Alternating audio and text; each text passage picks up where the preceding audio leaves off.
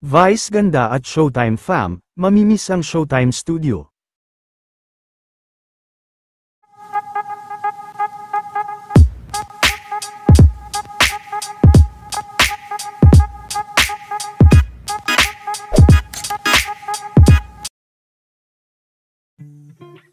Ngayon pa lang ay marami na nga ang talagang nalulungkot sa paglabas ng balita na naibenta na sa mga ayala ang ABS-CBN Broadcasting Center at magpapalam na ang mga kapamilya kabilang ang Showtime family sa kanilang studio dahil napakadami na din nilang naging memorya at mga masasayang alaala sa nasabing studio.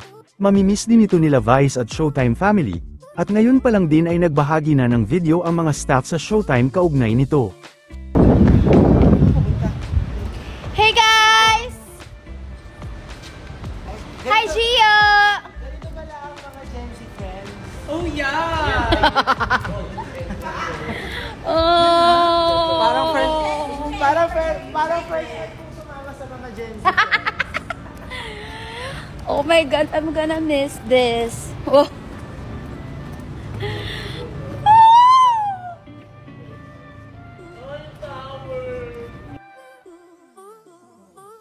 Bagamat mawawala na ang ABS-CBN Broadcasting Center, Dolphy Theater at Showtime Studio ay may bagong property naman ang Kapamilya Network sa Bulacan.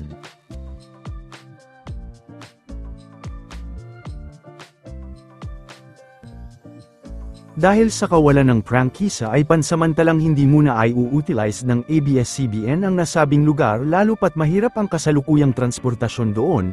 Ngunit inaasahang magiging malaki ang maibabahagi nito sa ABS-CBN sa pagbibigay ng world-class na TV series. Narito ang ilang litrato na makikita sa nabuo ng 2 soundstages mula sa 20 Plan soundstages.